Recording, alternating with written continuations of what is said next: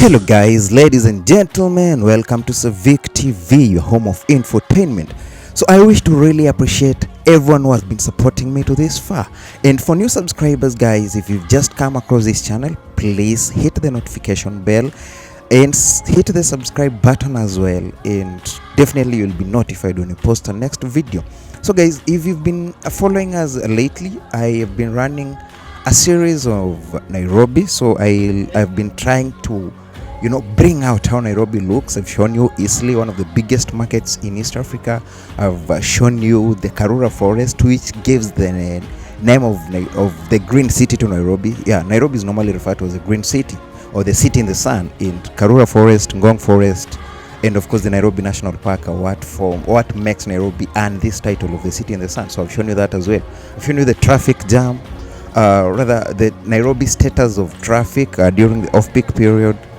And there is one key thing that I cannot leave out because it defines Nairobi. And guess what?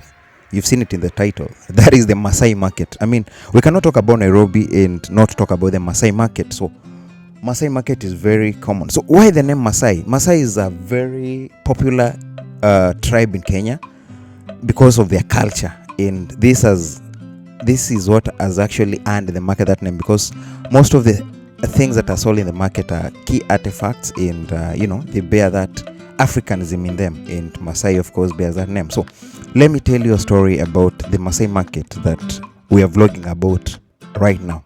So the Maasai Market is in Nairobi. Nairobi is actually Kenya's capital city, for those who don't know. So Nairobi, Maasai Market is located in Nairobi, Kenya's capital city, and it's very popular in East Africa. So whenever tourists, whenever visitors are coming to Kenya, they actually happen to check out Maasai Market. So what does it sell? So the Maasai Market sells a very wide range of African antiques, African artifacts, and it's a zone where both the local people in Kenya and tourists come to pick very authentic African artisan products, or very key souvenirs that they'll get to keep, to remember about their visit in Nairobi, or to remember a thing or two. So sometimes any like if you're a tourist, or you are touring a new place, or if you're just going there for pleasure or business, sometimes you feel like I should actually pick something that will keep reminding me of this place. That is a souvenir. So Maasai Market is your plug. Whenever you're on safari or on your holiday, this is your plug where you can actually get to pick, be it the African pots and pans, be it artwork, be it jewelry, be it shoes, purses, garments, utensils, every authentic thing. That's where you get actually to pick them. So I'm actually answering your questions rather.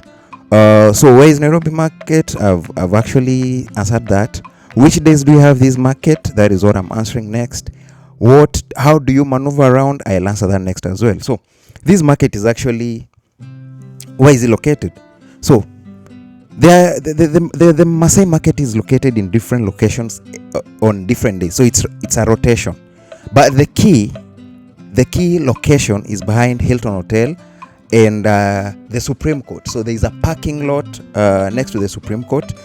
When I started the video, I've just shown you around the Supreme Court, KICC, the International House, Hilton Hotel. So that there is a parking lot right there next to the Supreme Court. That is where the market is located. So this is the key one. There are other locations that we do have the market taken to. That is Westgate Shopping Mall, sometimes Capital Center, with the Village Market. So the market is moved, and we have Vyaya Center in Hurlingham as well. So the market days move from like if it's a Monday, they go to a different location. If it's Tuesday, they go to a different location. But normally in the CBD right there behind the High Court parking, rather the Supreme Court parking, they normally do it on. They used to do it on Saturday, but when I was visiting, I actually visited on a Sunday. So that means they are doing it on Sundays as well. So what can you buy in the Maasai Market? As I've just said, you can buy artwork and carvings, very beautiful artworks. You can also get to buy Maasai blankets. There are very good shukas that you can buy there. We also have jewelry. You can buy very beautiful, very gorgeous bracelets, necklaces, in all colors. You can also get to buy very beautiful Maasai sandals. They are pure leather and they are bearded sandals as well. So you can get to buy very nice merchandise right there.